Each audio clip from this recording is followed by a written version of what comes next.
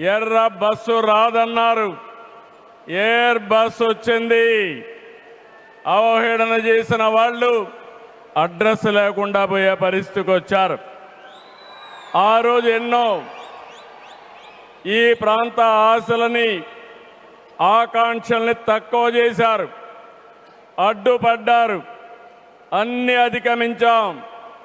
అద్భుతమైన ఎయిర్పోర్ట్ ఈరోజు నిర్మాణం అయిందంటే ఇది ఉత్తరాంధ్రకి గర్వ కారణమని మరొకసారి విజ్ఞప్తి చేస్తున్నాను. కొత్త ఎయిర్పోర్టు మన్యం వీరుడు అల్లూరి సీతారామరాజు పేరు పెట్టుకున్నాం. పేరు తలుచుకుంటేనే గుండె ఉప్పొంగుతుంది. గిరిజనులతో కలిసి ఆయన చేసిన స్వాతంత్ర పోరాటం దేశం ఎప్పటికీ మరిచిపోదు. ఉత్తరాంధ్ర శక్తికి నిదర్శనం ఈ ఎయిర్పోర్టు. ఎందుకంటే ఈ ఎయిర్పోర్ట్ నిర్మించింది ఎవరో కాదు, ఉత్తరాంధ్ర వాసి జిఎంఆర్, ఈ ప్రాంత వాసి. ఇంకొక పక్క దీనికి తొలి అడుగు వేసిన అశోక్ గజపతి రాజు ఇక్కడి వారి ఏవియేషన్ మంత్రిగా నిర్మాణం పూర్తి చేసే బాధ్యత తీసుకున్న రామ్మోహన్ నాయుడుది కూడా ఉత్తరాంధ్రనే. ఇది ఉత్తరాంధ్ర సత్తా అని మరొక్కసారి మీ అందరికీ విజ్ఞప్తి చేస్తున్నాను. ఈరోజు ఉత్తరాంధ్ర దశ దిశ మార్చి కీలక ప్రాజెక్టు ప్రారంభానికి వచ్చిన మోడీ గారికి మనస్ఫూర్తిగా ధన్యవాదాలు. ఈరోజు మనందరం గుర్తుపెట్టుకోవాలి, వెంటిలేటర్ పైనున్న ఆంధ్రప్రదేశ్కి ఆక్సిజన్ ఇచ్చి ఈరోజు నిలబెట్టిన వ్యక్తి నరేంద్ర మోడీ గారు. నేను మిమ్మల్ని అడుగుతున్నా, ఆంధ్రుల సెంటిమెంట్ విశాఖ ఉక్కు నిలబెట్టింది ఎవరని గట్టిగా మీరు చెప్పాల్సిన బాధ్యత మీ పైన ఉంది. భోగాపురం ఎయిర్పోర్టు తానే కట్టినట్టు, తానే ప్రారంభిస్తున్నట్టు, తానే జాతికి అంకితం చేస్తున్నట్టు చెప్పి క్రెడిట్ చోరీ చేసేటటువంటి ప్రయత్నం చంద్రబాబు నాయుడు గారు చేస్తున్నారు. ఇది అలవాటు ఆయనకి, కానీ ప్రజలు అర్థం చేసుకోవాలని కూడా ఈ సందర్భంగా నేను చెబుతున్నా. మొత్తం క్రెడిట్ అంతా ఆయనకి దక్కుతుందనేటువంటి ఆలోచన చేస్తున్నాడు. ఇది కరెక్ట్ కాదని కూడా ఈ సందర్భంగా నేను చెప్పదలుచుకున్నా. ఇకపోతే విశాఖ స్టీల్ ప్లాంట్, దీన్ని కూడా హెచ్ఓడిస్ మీటింగ్లో మాట్లాడాడు చంద్రబాబు నాయుడు గారు. ఏమంటాడు, 12,000 కోట్ల సాయంతో విశాఖ ఎయిర్పోర్ట్ని కాపాడుకున్నాం అంటున్నాడు. 12,000 కోట్ల రూపాయలు తీసుకొచ్చి విశాఖపట్నం స్టీల్ ప్లాంట్ని మేము కాపాడుకున్నాము అంటున్నాడు. ఆ 12,000 కోట్ల రూపాయలు స్టీల్ ప్లాంట్ని ధారాదత్తం చేయడానికి మాత్రమే ఉపయోగిస్తున్నారు తప్ప కాపాడుకోవడం కోసం ఉపయోగించడం లేదనే విషయాన్ని దయచేసి గమనించాలని కూడా ఈ సందర్భంగా మనవి చేస్తున్నాను. ఇవాళ దానిలో ఇప్పటికే 2 దఫాలుగా 1,590 మంది రెగ్యులర్ ఉద్యోగులను విఆర్ఎస్ ద్వారా ఇంటికి పంపించారు. ఈ 12,000 కోట్ల రూపాయలు కూడా దానికి ఉన్న బాకీలు తీర్చేసి ప్రైవేట్ పరం చేయాలనేటువంటి ప్రయత్నం చేస్తున్నారు. ఈ విధంగా స్టీల్ ప్లాంట్, విశాఖ స్టీల్ ప్లాంట్ని స్లోగా ప్రైవేటీకరణ చేసి దశల వారీగా దీన్ని అమ్మాలనేటువంటి ప్రయత్నం కేంద్ర ప్రభుత్వంతో పాటు రాష్ట్ర ప్రభుత్వం కూడా సాకంచి చేస్తూ 12,000 కోట్ల రూపాయలు తీసుకొచ్చి విశాఖ ఎయిర్పోర్ట్ని, విశాఖ స్టీల్ ప్లాంట్ను కాపాడామని డప్పాలు కొట్టుకునేటటువంటి పచ్చి అబద్ధాలు చంద్రబాబు నాయుడు గారు చేయటం చాలా దురదృష్టకరమని, దీన్ని కూడా ప్రజలు గమనించాలని ఈ సందర్భంగానే మనం ఆయన నారా చంద్రబాబు నాయుడు గారు కలిసి అది నిర్మించేశారంట. ఈయన విమానం వేసుకొచ్చి దిగేశాడంట. హైదరాబాద్లో కూడా చంద్రబాబు కట్టేశాడంట. భోగాపురం కూడా చంద్రబాబు ఈయన కలిసి కట్టేశాడంట.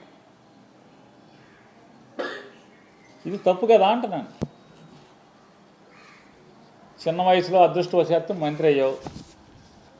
నీ అమోఘమైనటువంటి తెలివితేటలతో, అపారమైనటువంటి మేధస్సుతో, నీ సమర్థతో భారతదేశం మొత్తాన్ని కూడా అల్లకల్లోలం చేసి ప్రపంచం ముందు సిగ్గుపడేలాగా చేశావనేది ప్రపంచం ఎప్పటికీ మర్చిపోదు. ఇండిగో వ్యవహారంలో భారతదేశం మొత్తం సిగ్గుతో తలంచుకునేటువంటి పరిస్థితిలో మీరు అత్యంత సమర్థనీయవంతంగా మీ శాఖను నిర్వర్తించారు కాబట్టి మీ గురించి అందరం భారతీయులందరం కూడా గర్వపడుతుంటాం. ఇంత గొప్పడు మనకి ఎక్కడ దొరుకుతాడు? దేశం తలకాయ ఉంచుకునేలాగా ఇంత అద్భుతంగా ఎవడు చేయగలడో భారతదేశం మొత్తాన్ని. ఇది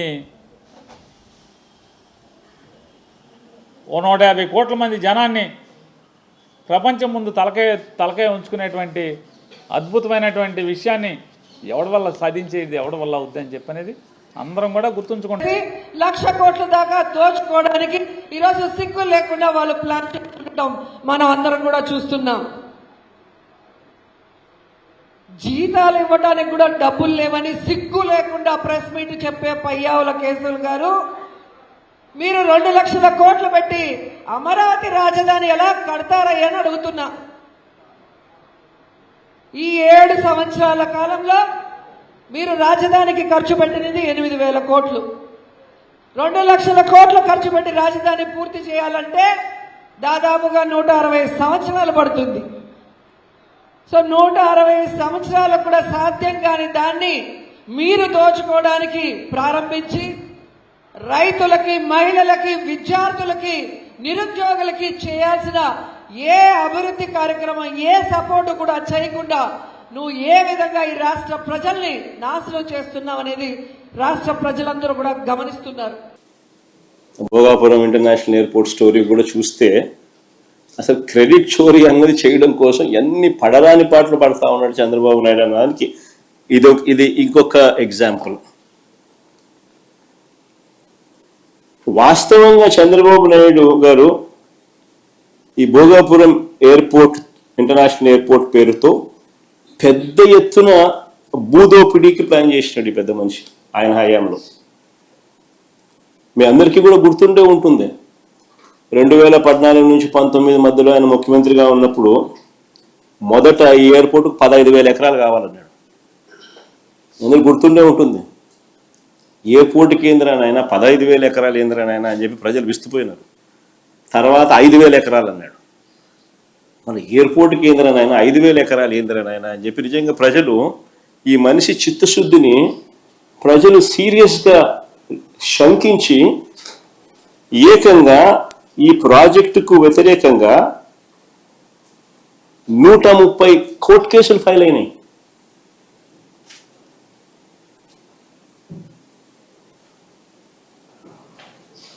ప్రాజెక్ట్ టేక్ ఆఫ్ కాల.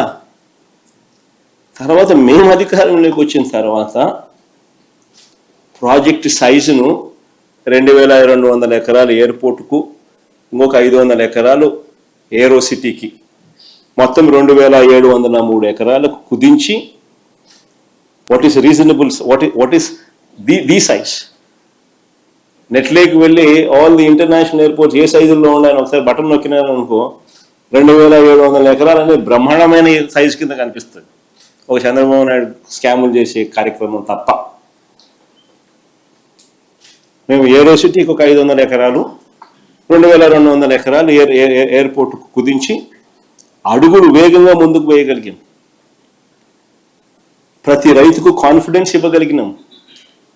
మొత్తం 130 కేసులు కోర్టులో ఉన్నటి సాల్వ్ చేయగలిగినాం. సాల్వ్ చేసి భూసేకరణ పూర్తి చేసి 3 గ్రామాలలో సుమారు 400 కుటుంబాలను తరలించి దాదాపుగా 960 కోట్ల రూపాయలు ఖర్చు చేసి ల్యాండ్ అక్విజిషన్ పూర్తి చేసినాం. 960 కోట్ల రూపాయలు ఖర్చు చేసినాం. టైం పెట్టినాం, ఎనర్జీ పెట్టినాం, కోర్టు కేసులు సాల్వ్ చేసినాం. 3 గ్రామాలలో 400 కుటుంబాలను తరలించి వాళ్ళకి కాలనీ కట్టినాం.